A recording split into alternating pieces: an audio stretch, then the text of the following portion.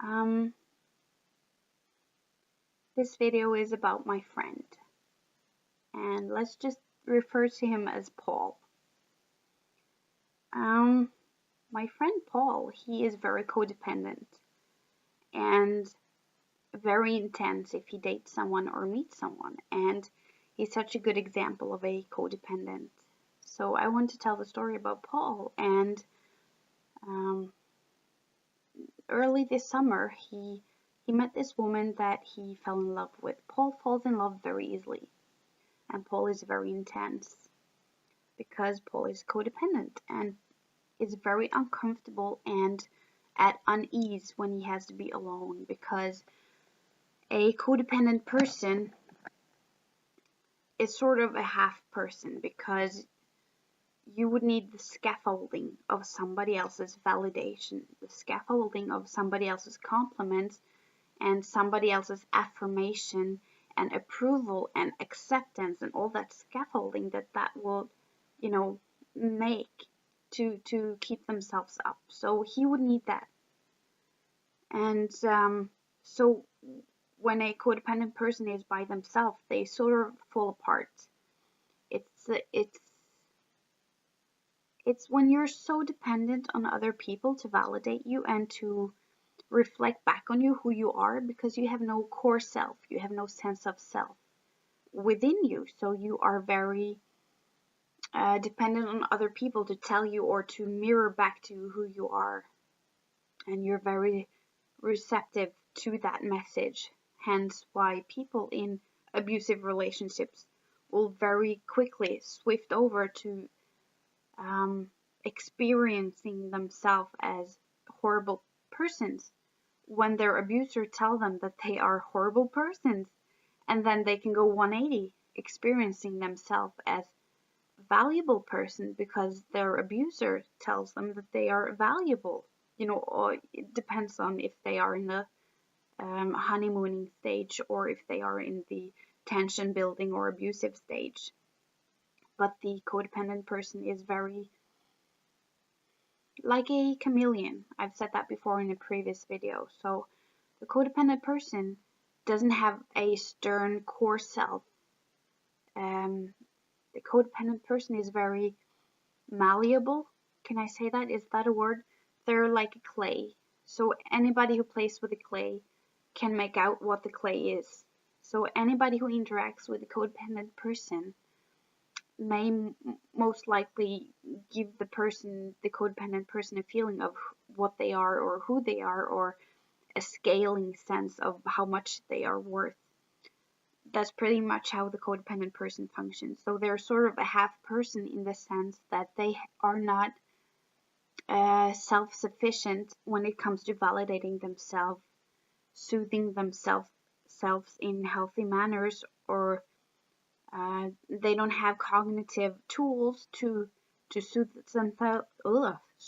themselves or build themselves up, or just enjoying their own company and the essence of themselves. A codependent person will most likely strive to get away from themselves and get away from the essence of who they are, with different soothing mechanisms, such as, I've also said this many times before, such as drugs or alcohol or internet or shopping or porn or sex or excessively dating or excessively cleaning your house. Depends on if you're a freeze, fight, flight or a fawn person, whether you will, depending on which one of these you will do, but most people will alternate between different mechanisms. But the codependent person will, you will not find them alone, being so comfortable with themselves, being alone, enjoying their own company. They don't enjoy their own company. They need somebody else to tell them that you should enjoy your own company, because I tell you now that I enjoy your company, so now you can enjoy your company. And they need someone to come along to say, well, I love you now, so you can love yourself now. So they sort of get the red flag or the green flag from outer circumstances. So if somebody waves the red flag saying you're a horrible person, you disappoint me so much, you're whatever horrible they can say, then the codependent person will feel exactly that. If someone comes along with a green flag waving that, saying, well, you are beautiful, I love you, I adore you, I want to marry you, be the mother or father of all my children, and you are amazing, well, then the codependent person will feel that.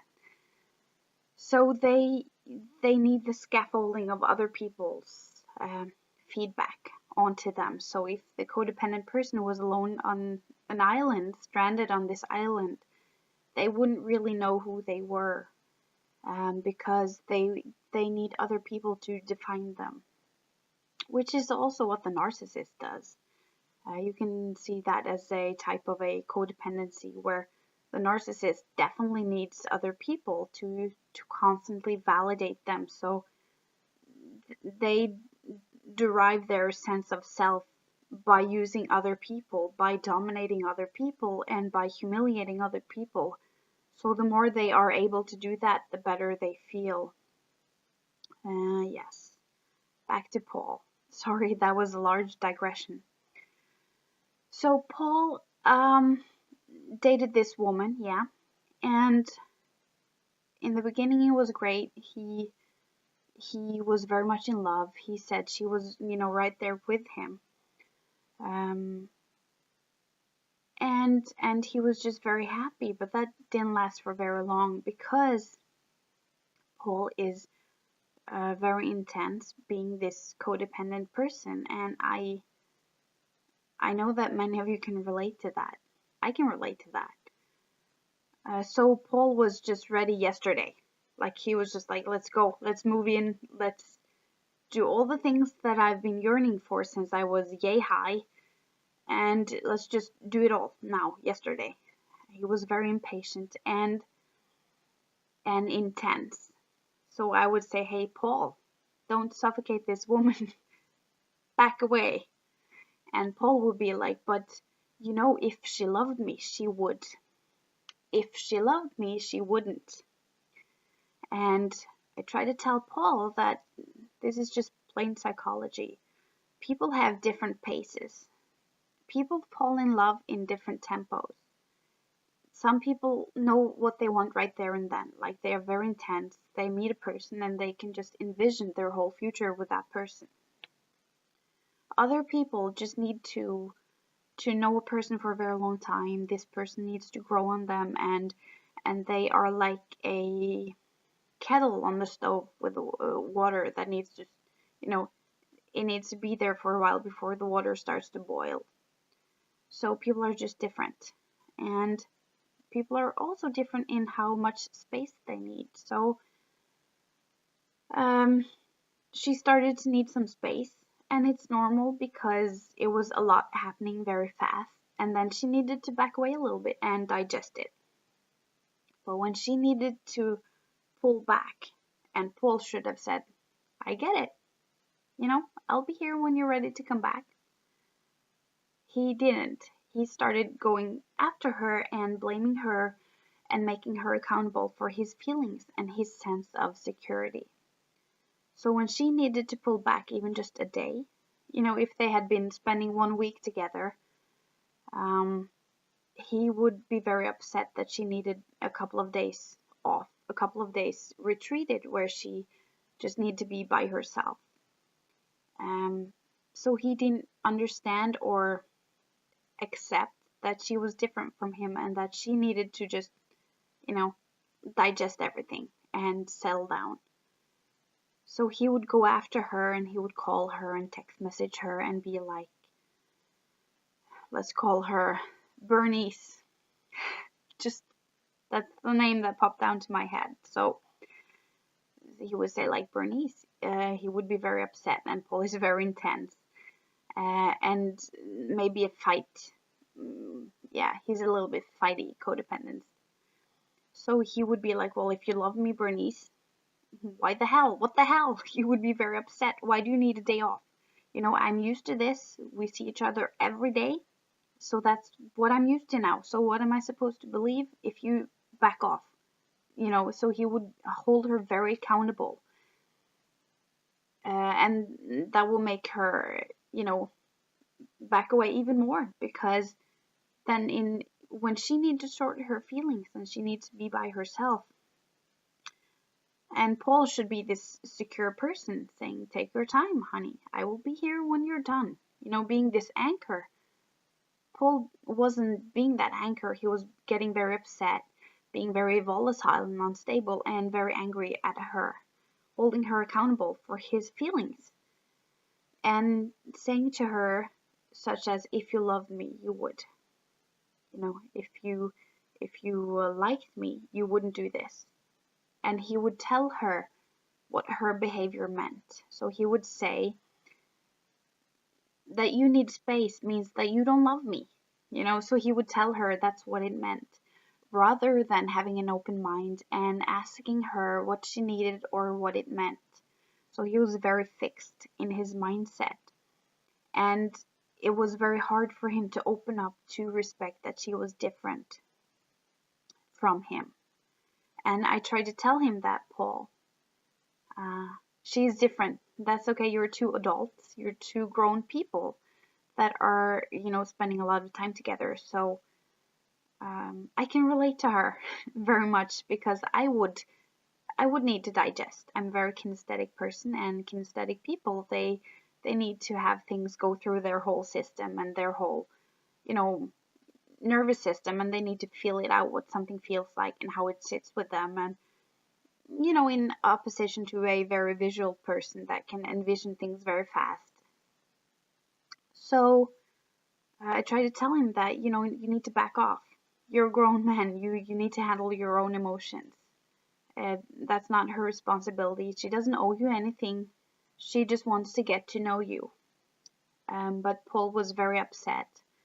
And the more Paul, you know, I can't say he attacked her. What's the word? He was just very direct and very aggressive in the manner which he interacted with her. And the more he did this, the more she would back away. And she needed more and more space, obviously, because every time she came to him, he blamed her, which is a way that he wanted validation. So he tried to make her say, you know, I like you, Paul. I want to be with you, Paul. You're a great person, Paul. But, you know, it doesn't work that way. He tried to, with force, coerce her to say these things by, you know, I don't want to say shame bashing her and guilt tripping her, because they have such negative connotations to them because of my association with narcissism. But he would give her a lot of feelings of guilt and shame when she was doing what was natural for her, when she was asserting her own boundaries. And a codependent person doesn't have any boundaries or understand boundaries of others, which is not a bad or a good thing. It just is what it is. They have never learned that. As a codependent person, you have not really individuated from your upbringing. You're sort of just, you need someone to leech onto, like a parasite, which is an extremely negative word. I don't mean it like that. I just mean it very descriptive, like you need a host to live off from in order to feel, you know, to upheld your own existence. Yes. So what happened is that Paul drove this woman away, and I wouldn't say that he drove her away. And when this was happening, Paul got more and more upset. He couldn't eat. He lost a lot of pounds, and he was just miserable, and he got very depressed. And he was talking to him all the time that she was so mean to me, he said. Ingrid, why does this always happen to me? She was so mean, and why would she have sex with me if she didn't mean anything by it? Did she just use me? And why would she spend these weekends with me at the cabin if she didn't mean anything by it? And she was so mean, and how could she use me like that? So he would just keep, going around in circles, talking about how much she had used him and how could they have felt so good in the beginning and suddenly he meant nothing to her, and he would go in this loop.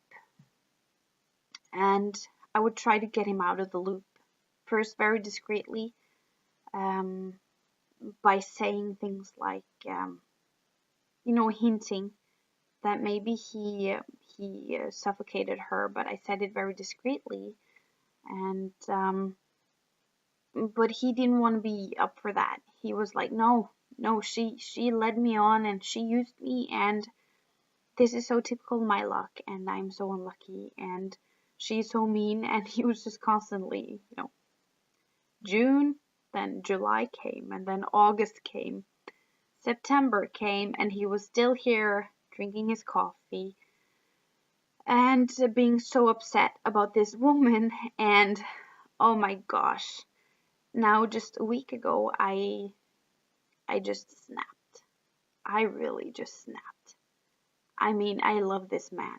I know he has so much potential, but if he wants to curl up into a ball and lay in the corner of his apartment, pitying himself and feeling like a martyr or a victim, I can't deal with that. I can't be his therapist every time he wants to come complain, because he has established that she used him. It doesn't matter if she did or didn't. He experienced that she used him.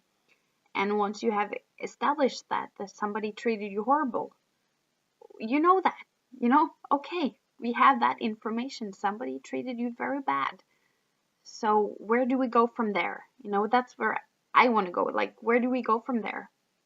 And what I told him is that because oh, I hate this word. Every time I'm going to say it, simultaneously. Wow, that's hard. Parallel, good word. Parallel with this, I was dating this man, which was kind of similar. Not in the suffocating part or anything, because I don't do that. Because I'm a person that needs space. But it was sort of the same. He was emotionally unavailable, and he was just giving me scraps. Just like with Paul, he was just getting scraps. So we were here over coffee just talking about these people and how horrible dating life was and stuff like that. But the difference between me and Paul, and I said, Paul, you have to look inside of yourself and ask yourself, why didn't you from early on assert boundaries when she started to treat him bad? Because it went from very good to him sort of suffocating her, to her just holding on to get, service from him. Like every time she needed something done on her car, every time she needed something done in her house, she would call Paul. And he would come running because he would have this hope. And this happened very early on in the trajectory. And she would just start seeing him less and treat him, which I can agree is not a nice way of treating someone. She was using him for his, what he could do for her practically. And I told Paul that when you saw this, when you saw she was starting to treat you like that, what is it within you that makes you so scared that you cannot tell her to just take a hike or assert a boundary or say, hey, get out, don't treat me like that? Or to say, well, I hear what you're saying, but that's not gonna fly here. You can't treat me like that. Or, in any way, shape, or form, why didn't you, Paul, assert any boundaries? What is it within you that makes you so terrified that enduring this half-ass treatment, that enduring this, these scraps that resemble to love, they're very far from love, but it's some crappy sort of, laughable resemblance to love or relationship. What is it that make you prefer that rather than saying no? if you can't give me what I want to be alone. You know, you can't come in here. I have standards. What is it inside of you, Paul, that makes you so terrified? That you are afraid of raising the bar, you are afraid of asserting boundaries, you're afraid of articulating your standards. Why would you, when someone treats you bad, why would you run after them? Trying to force them to be with you, trying to force them to enjoy your company when obviously they don't. Why would you be with somebody that don't want to be with you? Like, you have to look inside of yourself, Paul, and stop whining. Stop whining. You are a grown-ass man, and it's not strangers' responsibility to take care of you. You failed you. You should have taken responsibility of you. Now, why didn't you? When you saw that you were treated badly, why didn't you speak up for yourself? And that's where the gold nugget is. I told him I was very upset, and I started off by saying, I can't listen to more about this, Bernice. I'm just so sick of it. I can't. I don't feel sorry for you. I don't feel sorry for me. And, you know, we're grown people. It's a journey. You learn about yourself. You learn about your fears. It speaks volumes that we endure abuse rather than being alone in our own company. That's heart-wrenching. That makes me want to tear up. That's so brutal. If you feel that you would rather be together with somebody that abuse you than being alone in your own company. How much do you detest yourself to prefer abuse rather than yourself? So I told Paul, since I was in this similar trajectory with this guy I was dating, that the difference between him and I was that I told this guy I was dating that, you know, you gotta take a hike.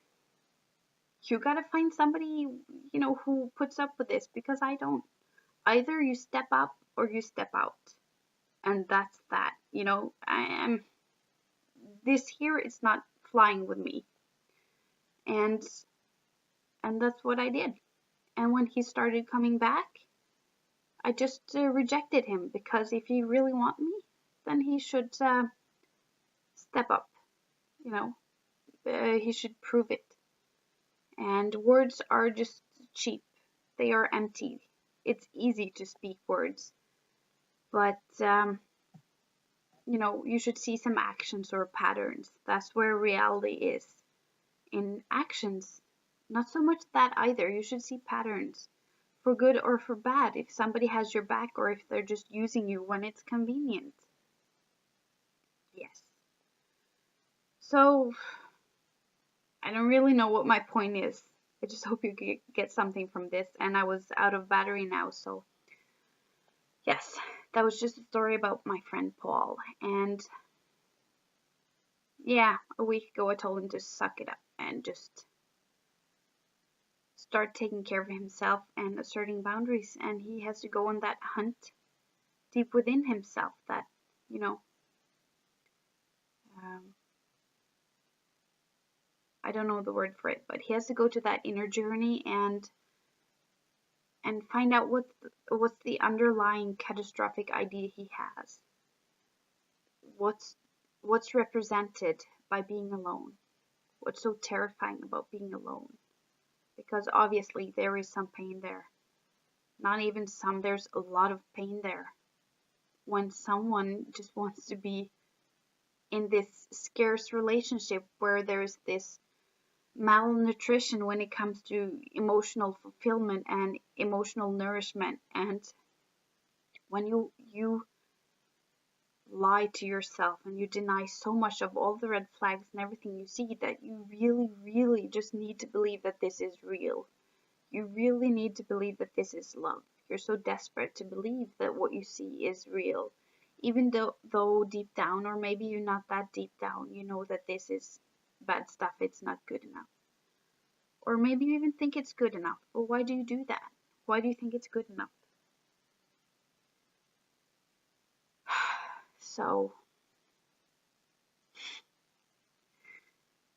Don't be like Paul. Please, don't be like Paul. You are beautiful. I don't care what you look like or what your personality is. To someone, you are fantastic. To someone, you're just their taste. You're just their preference. You can't be ugly. That's impossible. If you look at TV and you see everybody that's married, there are people in all shapes and sizes with all kinds of exteriors that find love. Like, everybody has a different preference. To someone, you're going to be perfect. So that's why I know you are beautiful, just the way you are, and you can, be in a loving relationship, but you can't if you keep allowing these emotional vampires to get to you. They waste your time. And I urge you to dare to be alone and see what happens and observe what's the horror in that. What makes you uncomfortable when you are alone in your own company? Because what you find there is something you should work on. Yeah. Story about Paul, guys. And good night. And thank you for your time and thank you for watching.